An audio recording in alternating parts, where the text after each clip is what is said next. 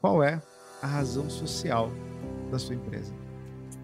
A razão social da minha empresa é Seja você bem-vindo a mais um Negócios em Foco, seu talk show semanal do mundo dos negócios. E olha como é bom falar com uma pessoa que entende tudo daquilo que a gente entende também. Participa da mesma posição, levar conhecimento e desenvolvimento para empresas para que elas atinjam a mais alta performance. Olha esse currículo. 24 anos de carreiras voltadas para o desenvolvimento do comportamento humano e da estrutura organizacional. Recentemente, ela fez uma imersão chamada DNA Business aqui na Náutica Digital em Alphaville e foi um grande sucesso. Com vocês, Priscila de Jesus. Priscila, muito obrigado por estar aqui. É um grande prazer ter você aqui com a gente. prazer é meu, Adriana. Eu tenho certeza que vai ser uma conversa muito rica, uma conversa de muito conteúdo, muita contribuição e muito valor agregado a tudo aquilo que vocês fazem aqui. Bom, para nós, com certeza, vai ser um episódio muito marcante, até porque o nosso propósito é levar a educação para as empresas, independente da fase de maturidade dela, seja o pequeno empresário, aquele que está começando, ou a grande companhia. Mas eu acho que todas têm que seguir a mesma linha, né? De desenvolver cada vez mais o capital humano para que ela tenha resultados melhores. Acredito que a gente participa da mesma filosofia, né? Exatamente. É mais do que comprovado que quanto mais você investe no ativo, né, no maior ativo da organização, que são as pessoas, maior o seu potencial de lucro, de previsibilidade, de aumento de receita, de perpetuidade, de perenidade nos negócios.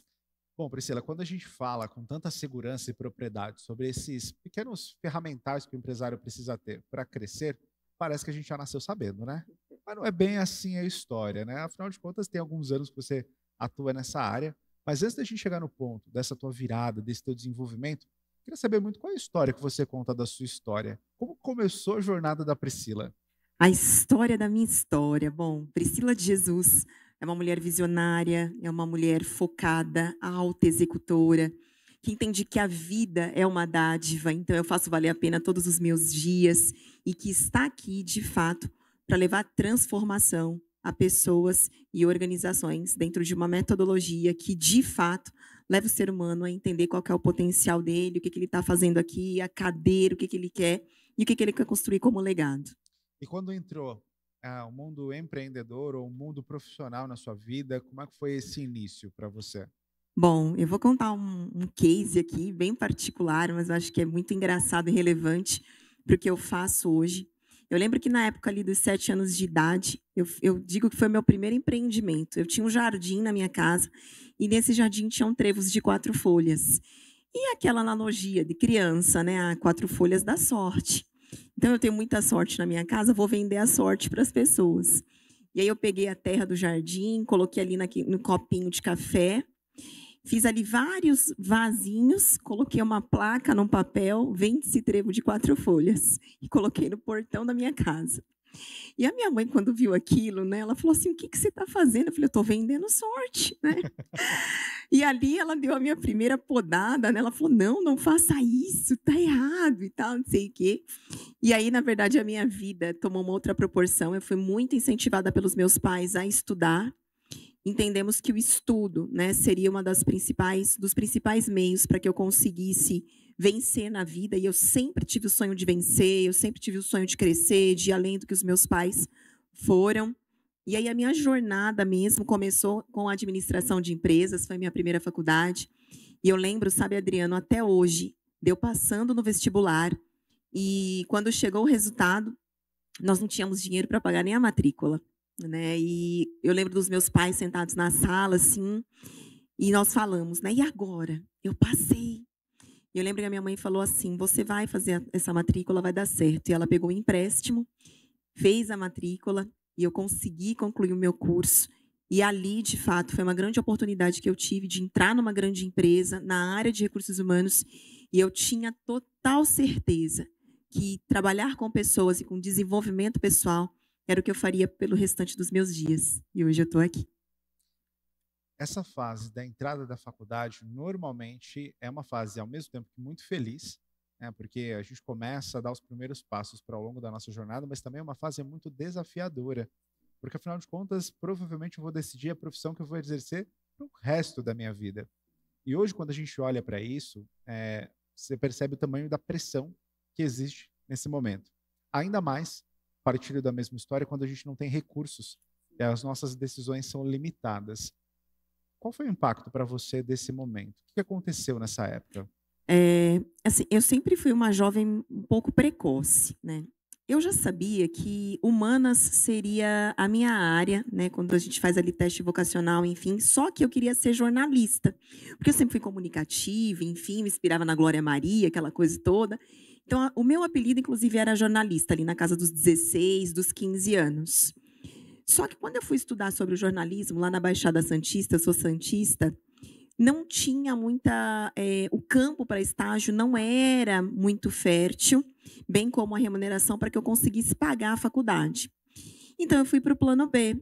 Qual é um outro curso, que esteja dentro da área de humanas, e essa foi minha escolha mesmo, viu, gente, que esteja dentro da área de humanas, que me dê maiores possibilidades de arrumar um estágio rápido para eu pagar a faculdade. Olha a estrategista já, né, ali com 17 anos.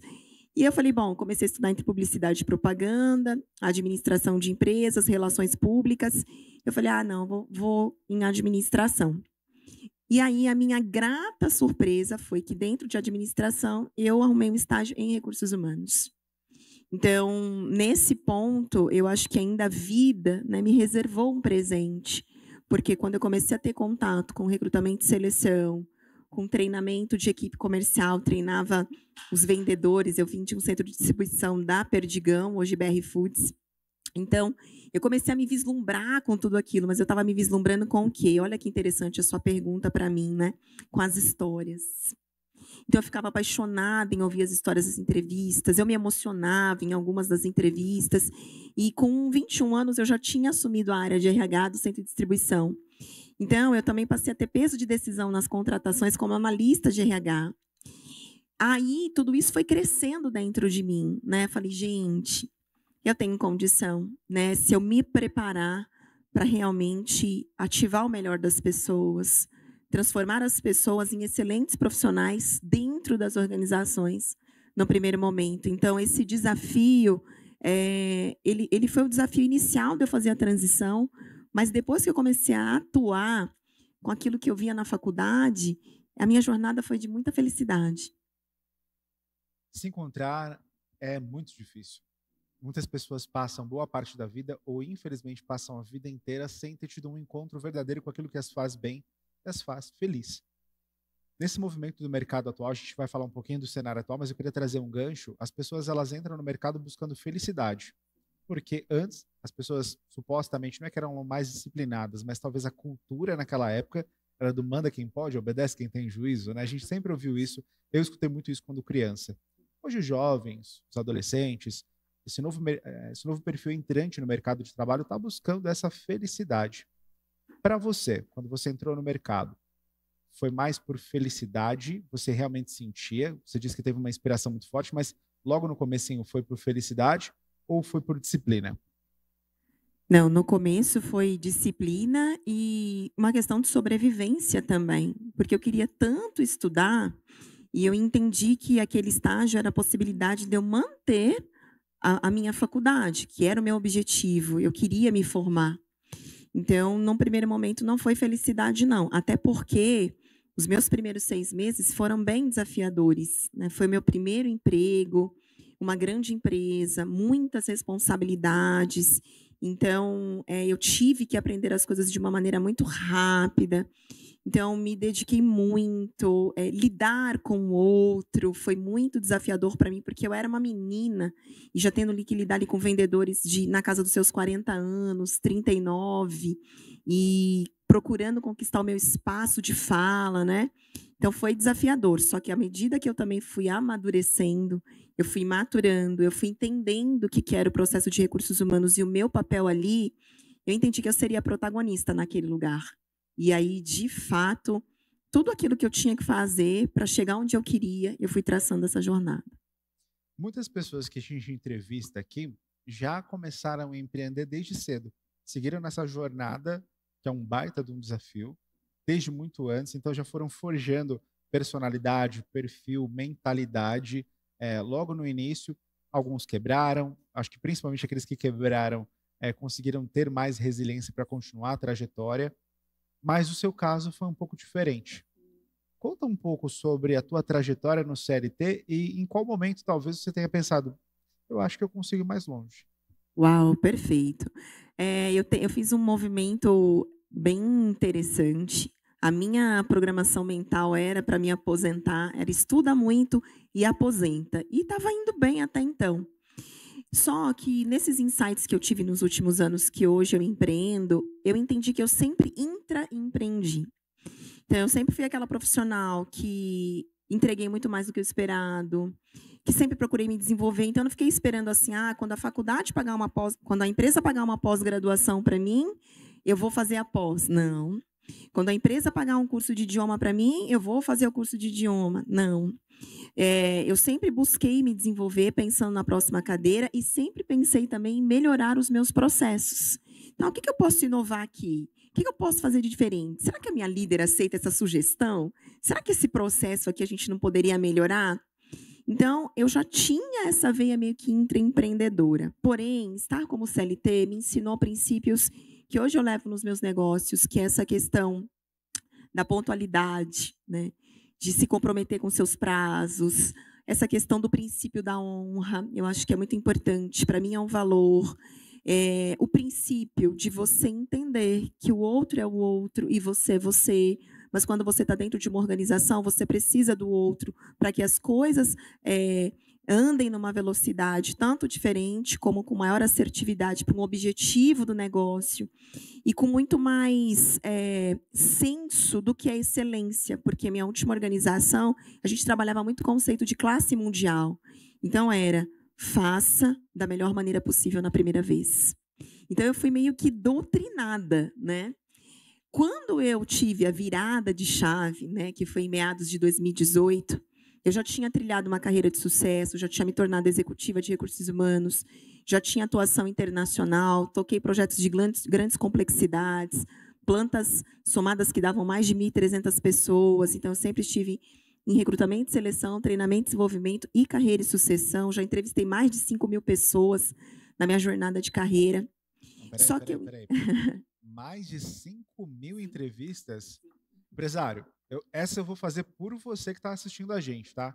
Você tem dificuldade de entrevistar 2, 3 pessoas para colocar na sua equipe, porque pessoas são difíceis, né? Agora me conta, me dá pelo menos uma dica de como entrevistar bem uma pessoa. Você vai contar o restante da sua história, mas é que essa é muito valiosa para a gente perder. Para aquele empresário que está com dificuldade de fazer as primeiras entrevistas, qual é o método? Perfeito. Eu gosto muito, que é o método que eu uso até hoje, inclusive nos meus negócios, o método de entrevistas por competências. Porque qual que é a premissa da entrevista por competência? Ela fala que comportamento passado prediz comportamento futuro. Então, por exemplo, se você quer investigar a competência de trabalho em equipe, você vai pedir para a pessoa te contar uma situação onde ela tenha tido um projeto, que ela teve que atuar em equipe, qual que foi o papel dela, qual que foi os resultados do time como um todo. Se ela tem essa habilidade, se ela tem essa competência, ela vai contar livremente. No projeto X eu fiz isso, levou esse tempo, a gente teve esse desafio, mas deu certo por isso, ou não funcionou por isso e por isso. Se ela não tem essa habilidade desenvolvida, ela normalmente fica perdida. Deixa eu lembrar aqui. Deixa eu pensar. Tem uns que até falam assim, agora eu não me lembro. Então, ali você já fala, se ele não lembra, é porque ou pode estar nervoso, né, e está tudo bem, ou de fato ele não viveu. Então, a gente tem perguntas chaves que investigam o comportamento passado. Não sei se faz sentido, mas principalmente em entrevistas, eu sempre tive um pouco de receio da entrevista interrogatório. Porque quando a gente faz muitas perguntas na sequência, parecendo que de fato está lendo o script, imagino que pela tua habilidade, a conversa flui super natural e a pessoa consegue extrair o melhor dela. Faz sentido? O empresário precisa se policiar com isso? Não, total. Quem não tem ainda muita técnica, você pode seguir um script, porque o importante é que você se sinta bem também dentro da entrevista para você extrair o melhor do candidato. Então, inicialmente, está tudo bem você ter um roteiro ali, mas essa questão do flow, né, de você deixar fluir e você, eu costumo dizer, entrar em rapport com o candidato, que está conectado com ele, também flui muito. Hoje, eu prefiro as entrevistas mais informais. Me conta a sua história, fala um pouco dos seus pais, fala dos seus sonhos, né, eu quero ler o comportamento não verbal, e aí eu vou inserindo, até sem que a pessoa perceba. Me conta uma situação onde você teve que assim, assim, assim, como você lidou, como foi o seu sentimento, uma situação onde você teve um feedback negativo, né, então a pessoa: "Eu, feedback negativo? Nunca tive". Então aí você já faz um contraponto: "Mas é? Você nunca teve nada que melhorar?". Mas de uma maneira muito leve. Mas ali eu vou o quê? Rebaixando, né, a gente rebaixa as defesas do candidato para a gente encontrar aquilo que a gente está buscando. Empresário, pelo amor de Deus, corre aí, pausa o vídeo, volta correndo, pega papel e caneta, volta alguns minutos para você conseguir assistir tudo que ela disse. São dicas de ouro, tá? Essas são dicas de ouro e muito importantes. Porque quando a gente começa um negócio, a gente começa sem referência, né? Para onde que eu vou, o que que eu faço, como que eu vou entrevistar, o que que eu vou fazer. Então essa realmente foi muito boa. E assim, Adriano, só para acrescentar essa tua fala riquíssima, se você errar no recrutamento e seleção, você já está trazendo 50% a mais de problema para dentro da tua casa. Então, eu sempre falo para o empresário, né? Você levaria qualquer pessoa para dentro da tua casa mesmo, para dentro do teu lar?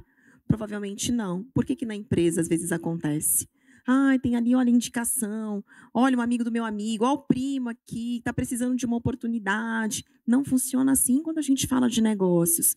Não traga qualquer um, né, entre aspas, para dentro da sua casa. Tenha um processo de recrutamento e seleção estruturado.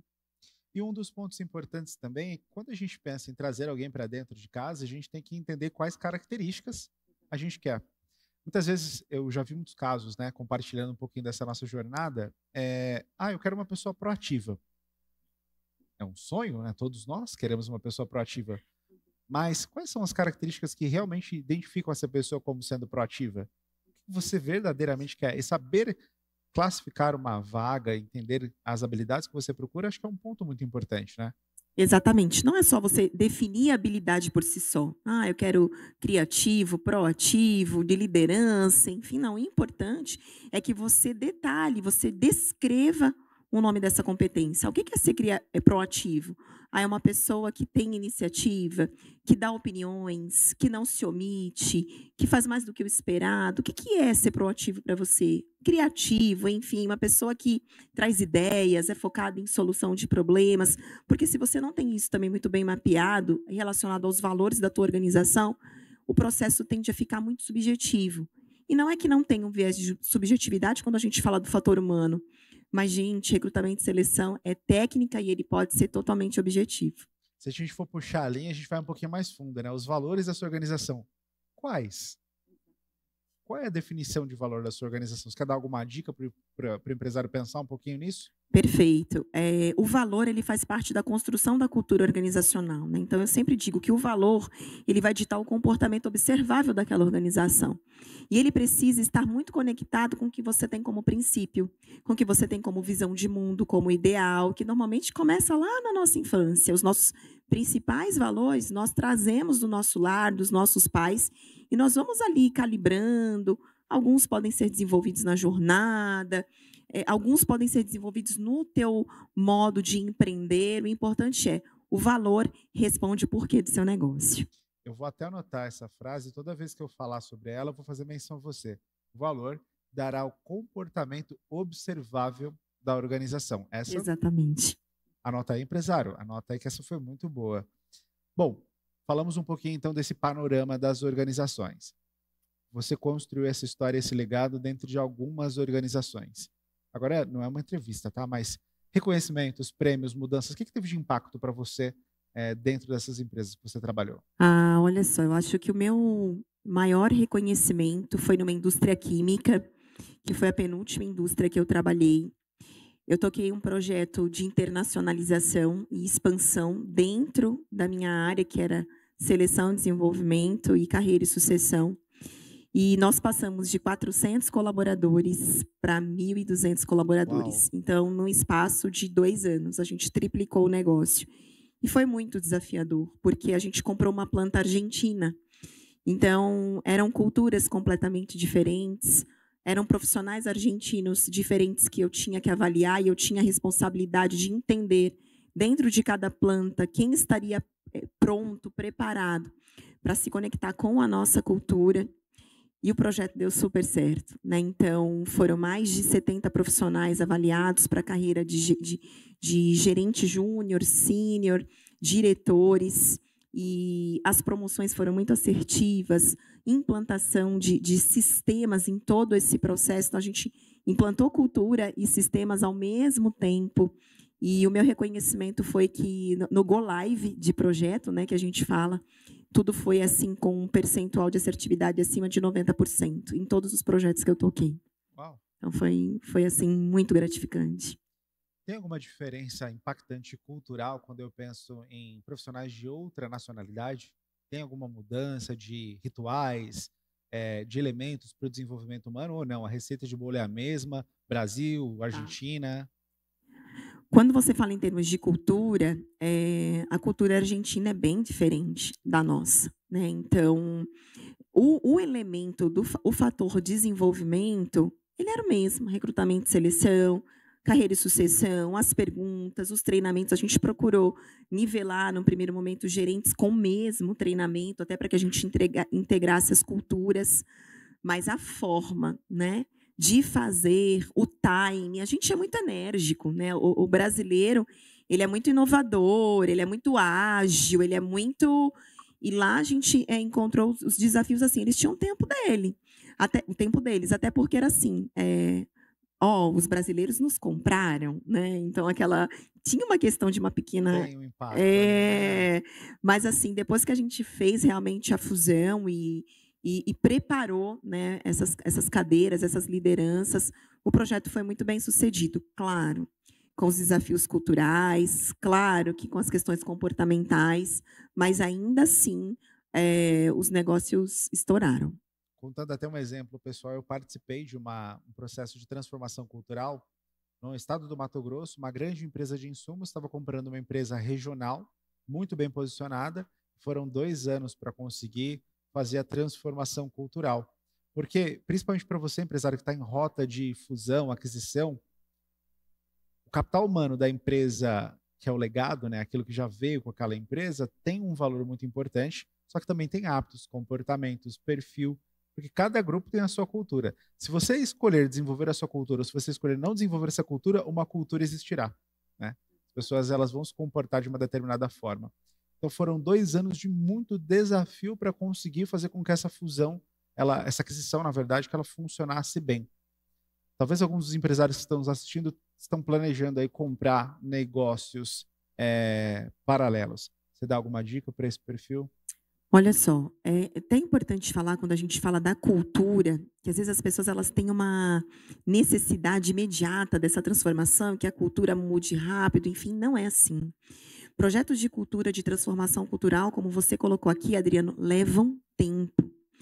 E o que eu acho que é importante, quando você está ali no processo de due diligence, para você avaliar um outro negócio, ou o seu negócio está sendo avaliado, enfim, depende aí do modelo de negociação, você precisa entender, você vai abrir mão de algo da sua cultura para algo que pode se tornar maior a médio e longo prazo? Se você vai comprar uma outra organização, se você vai comprar uma outra organização, de repente, que pode ter uma cultura mais forte que a sua. Então, acho que são vários exercícios e são várias reflexões. É momento de eu revisitar minha cultura? Normalmente, sim. Porque essa transformação cultural, ela vai impactar no novo negócio como um todo. Então, de repente, o que você tem hoje te trouxe até aqui, mas não garante o seu sucesso no próximo nível, no próximo negócio. Então, você também vai precisar se revisitar. Então, eu sempre defendo, faça primeiro o exercício interno. Faça o exercício dentro da sua própria casa. E depois, você entendendo que essa é a cultura que vai sustentar, que é o que você quer, enfim, você já deixa as coisas claras, né? Na negociação, o modo de ser, de fazer, o que é prioritário no negócio, política de compliance, governança e tudo que envolve negociações que são complexas, né? Desse tipo. Nesse processo, você considera essencial contratar um agente externo para fazer a transformação cultural ou internamente é possível fazer a transformação? Ah, não, eu, Priscila, entendo que tem que contratar. Porque é possível fazer interno? Sim, mas a gente tem que tomar cuidado com os vieses inconscientes. Então, quando você traz um profissional de fora, uma consultoria, e aí tudo depende também do tamanho da organização e do momento, né? Eu acho que é importante a gente ressaltar isso. Mas se você está nesse momento, você tem um budget, né, um orçamento que você possa investir numa consultoria especializada nisso, é mais assertivo. A metodologia. Perfeito. Bom, sua jornada então foi bem movimentada e agitada, né? Você já quer contar como o empreendedorismo entrou na sua vida? Tem algum outro elemento da sua história que é essencial que a gente trate da parte do CLT? Eu acho que só para fazer essa ponte do que me levou a empreender, muitas vezes a gente precisa passar por algumas situações, alguns desafios nas nossas vidas, para que você acorde, né? Para que você entenda que o que você quer deixar como legado. Eu sempre costumo dizer, essas reflexões são sempre acima dos 30 a mais, né? Dos 30, dos 35, porque você já tem um repertório.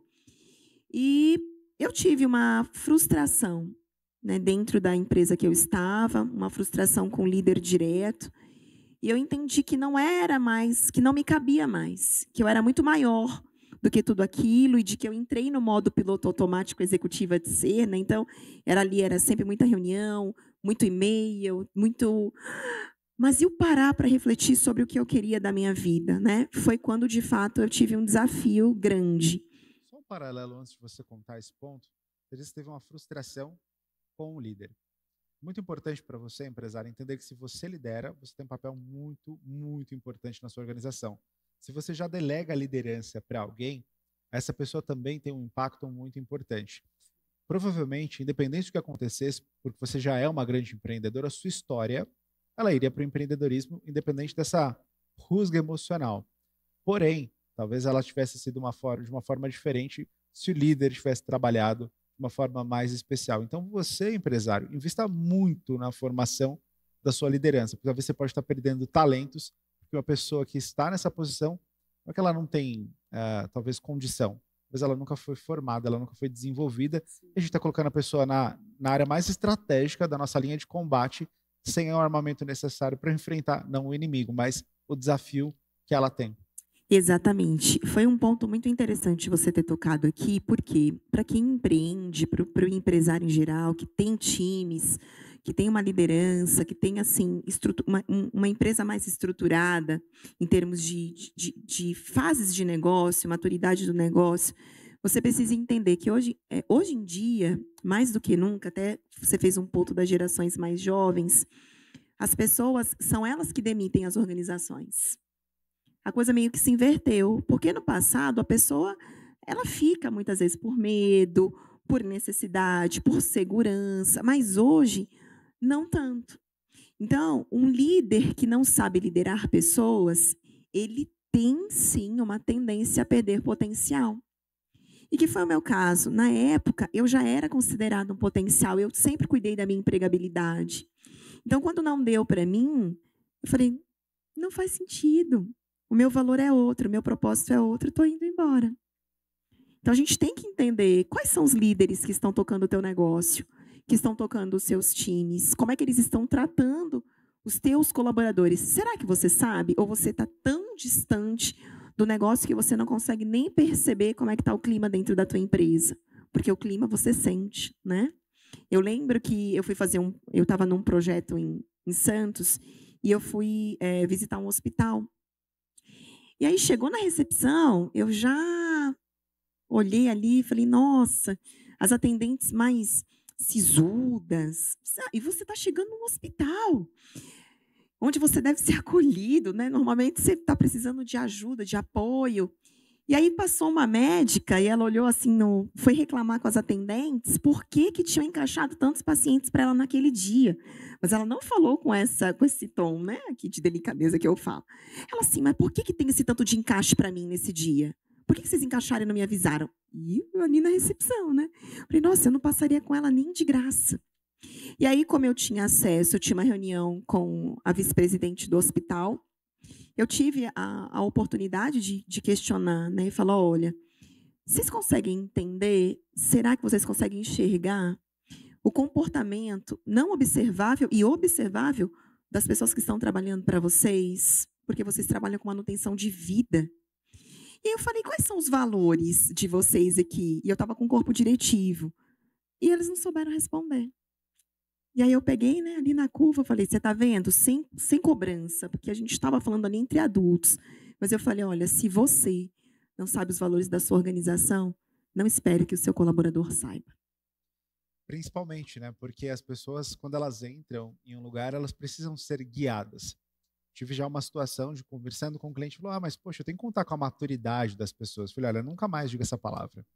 Porque por mais que você contrate profissionais extremamente maduros, você está dando para ele um ambiente onde ele vai se desenvolver, e se ele tiver que tomar as decisões de como ele vai fazer isso, talvez a sua empresa não tenha mais a identidade que você planejou para ela.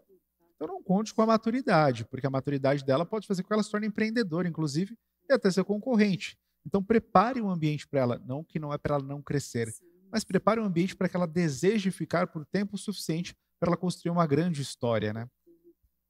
As empresas elas precisam ser escolas, né?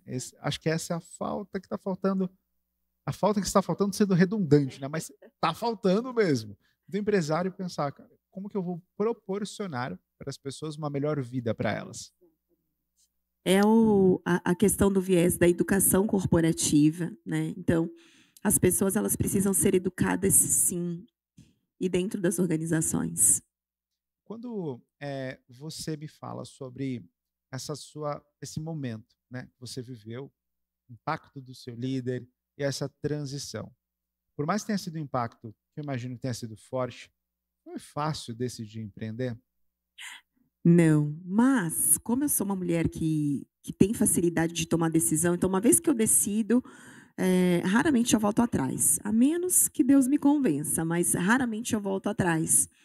Então, eu já tinha vivido uma jornada como CLT de muitos anos, né, eu sabia muito bem o que eu não queria. Então, a partir do momento que eu entendi o que eu não queria, eu falei: "Eu vou em busca do que eu quero". E aí eu sempre me faço esse questionamento, né, aquilo que eu não sei, eu preciso desenvolver, então eu vou atrás do conhecimento. Então eu acho que o desafio inicial, maior, não foi tomar a decisão, porque eu tomei a decisão que eu não voltaria a atuar como CLT, não teria plano B e meu plano A teria que dar certo. O desafio foi encontrar os caminhos de como empreender. Como que eu começo? Como que eu monto um negócio? Como é que eu abro um CNPJ? Né, eu li no YouTube, né, eu falei: "Deixa eu entender aqui como é que a gente abre um CNPJ e tal", e assim eu abri, né. Então, para mim ficou, solto no início. Foi aí que também eu tive um mentor, né, eu defendo, você precisa de um mentor para te trazer os nortes, os caminhos, para encurtar a sua jornada, e isso sem sombra de dúvidas acelerou meu processo. Escutem bem, mentor acelera o resultado, desde que seja também um bom mentor, um mentor qualificado. Ele acelera o seu resultado. Porque, no fim das contas, um olhar de fora sempre consegue trazer percepções melhores do que as nossas. Um olhar de fora, profissional e maduro, traz para a gente o caminho e a aceleração que a gente precisa para conseguir o que a gente quer. Exatamente, você tocou num ponto fundamental. E aí eu fui construindo a minha jornada, fui me conectando com novas pessoas, fui expandindo a minha consciência, a minha visão de mundo. E aí chegou no ponto que eu falei: "Eu estou exatamente no ponto que eu gostaria de estar", né, fazendo o que eu amo fazer, com muito mais intencionalidade, muito mais possibilidade, muito mais abertura, expansão, na verdade, dos meus projetos como um todo. E aí as coisas ficaram numa base, né, sólida. Fazer dentro de uma empresa com uma segurança, com um amparato, eh, não vou dizer que é mais fácil, é desafiador também, mas você sabe que o projeto tem uma construção, você tem a sua remuneração, você tem os seus indicadores para apresentar, mas você está ali protegido na organização. E fazer isso para o mercado. É assim, é bem interessante porque eu atendo empresas de diversos segmentos, né. Só que quando você tem a metodologia, e você já sabe que a sua metodologia funciona, você vai adaptando para a necessidade do cliente. E eu sempre defendo assim: "Gente, não é inventar roda, né, não é você trazer fórmulas mirabolantes. Existem metodologias, existe ciência, existe estudo do que já deu certo e do que não deu. Então, quando você tem as ferramentas que dão certo e que funcionam, você só adapta, claro, ao meu jeito de ser, aos valores da Pri, a tudo aquilo que eu acredito, mas muito mais customizado para a necessidade do cliente. Então, eu acho que o desafio é você, entender as culturas, entender as demandas, fazer muito bem uma leitura do negócio e entregar aquilo que ele precisa. Um ponto muito importante que você tocou é sobre fazer e não querer inventar a roda.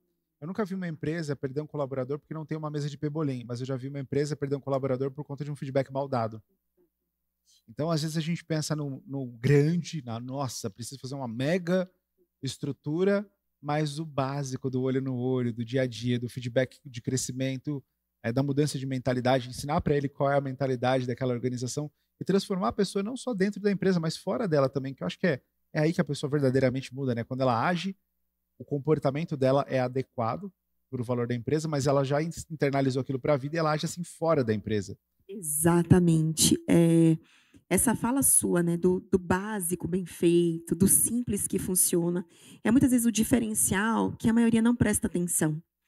Eu visitei uma empresa em São Paulo e, olha, queria que você viesse conhecer a empresa X.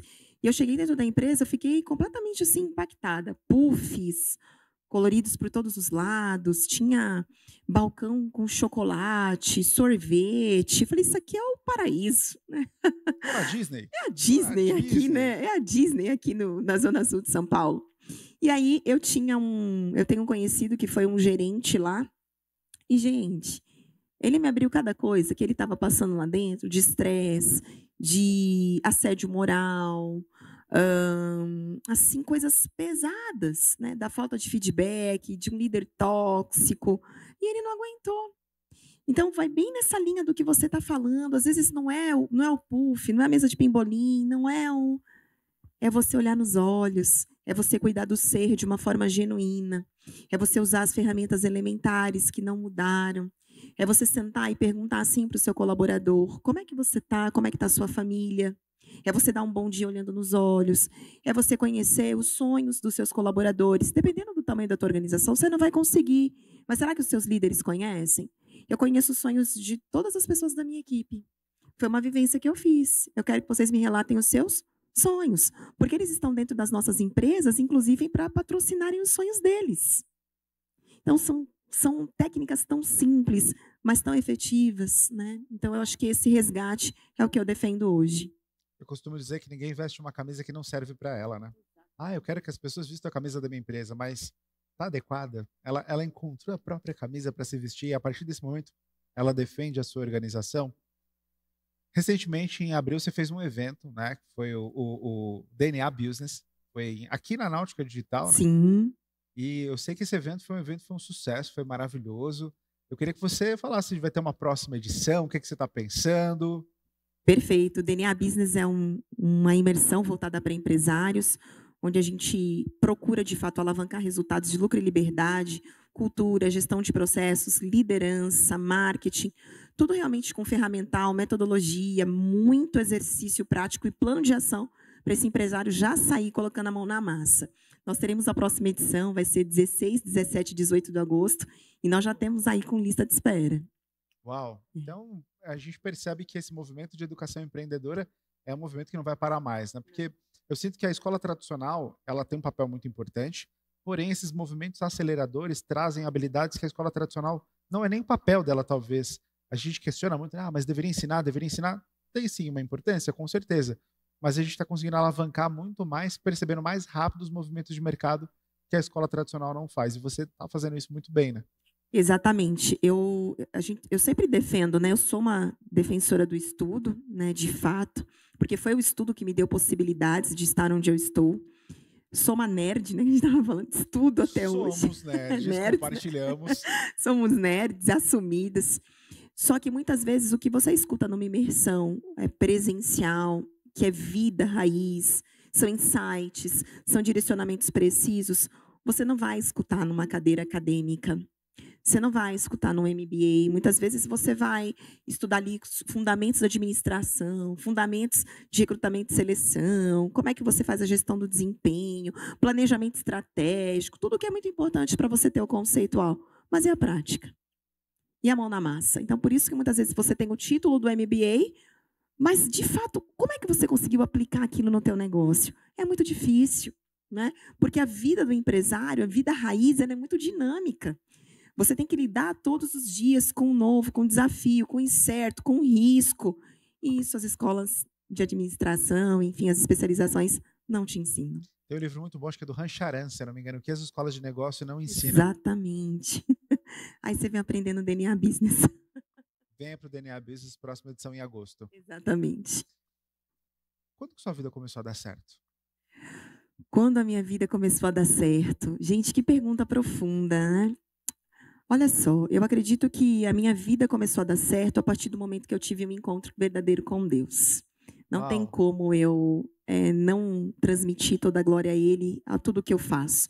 Foi quando eu entendi quem Ele era de uma forma relacional, não religiosa, e eu comecei a entender o que Ele tinha para mim. E eu comecei trilhando essa rota, sendo sensível aos caminhos e fazendo aquilo que eu nasci para fazer.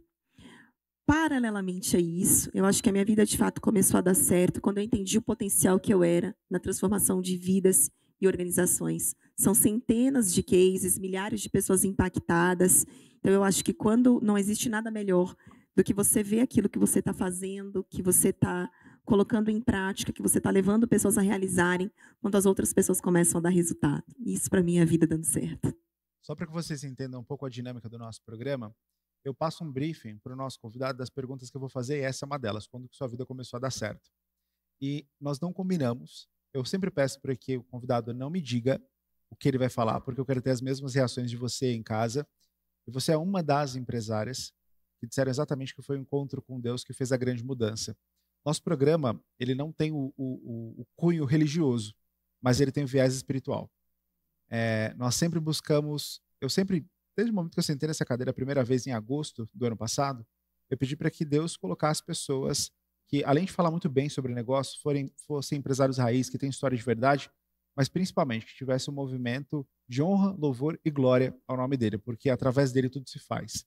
Então, obrigado só por confirmar mais uma vez e por mostrar para a nossa audiência que vai assistir esse programa que você tem que ter a trindade na sua vida, né? Você tem que ter a ciência espiritual, sua alma tem que vibrar, você tem que ter a ciência física, o conhecimento, e você tem que ter a ciência do físico, do corpo, para suportar a quantidade de desafios que você vai precisar suportar.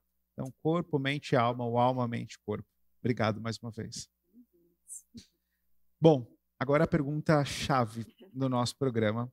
Essa pergunta, quando ela veio a primeira vez, num insight, num evento, pensei, acho que essa pergunta vai ser de maior impacto para a nossa história. Qual é a razão social da sua empresa? A razão social da minha empresa é impulsionar, inspirar e transformar pessoas em negócios. Eu acho que é para isso que eu gasto os meus dias. Eu acredito no ser humano. Eu acho que o ser humano precisa ser impulsionado. Ele precisa ser inspirado a entender quem ele é, do que ele é capaz e de tudo que ele pode realizar nessa terra. E realmente transformar. Eu acho que eu acredito em processos de transformação, eu acredito num mundo melhor, numa sociedade melhor, e não é de uma maneira utópica, é de uma maneira pragmática, é com técnica, é com ciência, é com metodologia. Eu acredito que você pode faturar mais, eu acredito que você pode lucrar mais, eu acredito que você pode desenvolver-se no autoconhecimento, eu acredito que você pode formar sucessores, eu acredito que você pode contratar mais pessoas. É dessa forma que a gente vai ali diminuindo, né, ou reduzindo, ou minimizando a desigualdade na nossa nação. Então, há muito trabalho a se fazer. E eu acho que nós que empreendemos é que temos essa responsabilidade de fazer acontecer. E para isso a gente precisa das pessoas certas, na cadeira certa, fazendo certo. Vou tomar a propriedade de uma palavra que ela disse muito importante. Eu acredito. Eu acredito também em você, empresário, desde que você tenha duas características principais: coração ensinável e humildade. A habilidade de aprender, de desaprender para reaprender, talvez seja uma das habilidades essenciais dessa nova era. Porque flexibilidade é um dos preceitos da gestão. Não adianta eu pensar que a forma com que eu faço, porque ela é feita assim há centenas de anos, será a forma que vai fazer com que eu chegue mais longe. Seja flexível com as pessoas, seja duro com processos e flexível com as pessoas. Esse acho que é um dos princípios da liderança fundamentais. E a nossa convidada, ela é uma pessoa muito especial, já mostrou aqui. Eu espero que vocês tenham anotado tudo que ela disse, mas se não, salva esse episódio, compartilha para um líder, compartilha para outro empresário que precisa ouvir isso, uma pessoa com tanta maturidade e propriedade nas palavras, que entende tanto sobre gente. E é isso, você também, empresário, que precisa entender, precisa investir seu tempo, investir em gente, porque todas as ligações da sua empresa, clientes, fornecedores, equipe, são formados por pessoas. Ah, Adriano, mas está vindo inteligência artificial aí e vai trazer muita automação. Sua empresa só vai substituir pessoas por inteligência artificial se as pessoas trabalharem como robôs na sua organização. Agora, se você tiver pessoas criativas, pessoas que vestem a camisa, pessoas que interagem com o seu negócio, com certeza vai ter um equilíbrio muito grande de melhoria de velocidade em processos com automação, mas a criatividade das pessoas sempre se sobressaindo, porque a sua empresa é uma escola de formação de uma sociedade melhor. E você tem essa responsabilidade, empresário. E por isso você está aqui com a gente no Negócio em Foco, nosso talk show. Quero agradecer muito a Náutica, nosso grande patrocinador, um espaço de eventos para mais de 130 pessoas sentadas. Traga os seus eventos para cá, assim como a Priscila já fez, fará a segunda edição agora, mas já fez uma edição do DNA. Traga as pessoas para esse ambiente, talvez faça uma convenção da sua empresa aqui, se relacione melhor com o teu time e aproveite ambientes como esse, que tem uma energia diferente para fazer com que seu negócio se alavanque. As redes sociais da Priscila estão aqui na descrição desse vídeo, acompanhe o perfil dela. Eu estou acompanhando, estou adorando tudo que eu estou vendo, é uma pessoa muito engajada nas redes sociais. E eu também te peço, deixa um comentário aqui embaixo, tive alguma dúvida, Adriano, quero fazer alguma pergunta, tenho certeza que ela vai responder com a gente, estará com a gente em muitos outros episódios. Mais um recado importante para você, empresário, não se esqueça de se inscrever no nosso canal. Sua inscrição ajuda o YouTube a entender que o nosso conteúdo é relevante e ele vai chegar para mais pessoas. E deixe seu like no vídeo, é claro. Priscila, muito obrigado. Foi um grande prazer ter você aqui com a gente. Foi um episódio extraordinário. Fiquei muito feliz com o seu nível de maturidade e consciência. São pessoas como você que transformam a vida de muitas outras pessoas. Eu espero que essa mensagem chegue muito longe e você impacte muitas vidas. Eu é que agradeço a audiência, quem vai nos assistir, Adriano, Espaço da Náutica Digital, me sinto em casa, me senti super à vontade. Parabéns pela maneira com que você conduziu realmente esse nosso bate-papo, porque com certeza são conversas como essas que fazem com que os empresários possam refletir, tomar consciência e tomar decisão. Que Deus continue te abençoando e levando a sua mensagem aos confins da terra. Abençoe a nós e mais uma vez, obrigado você que está em casa. Até o próximo episódio, até a próxima quinta-feira.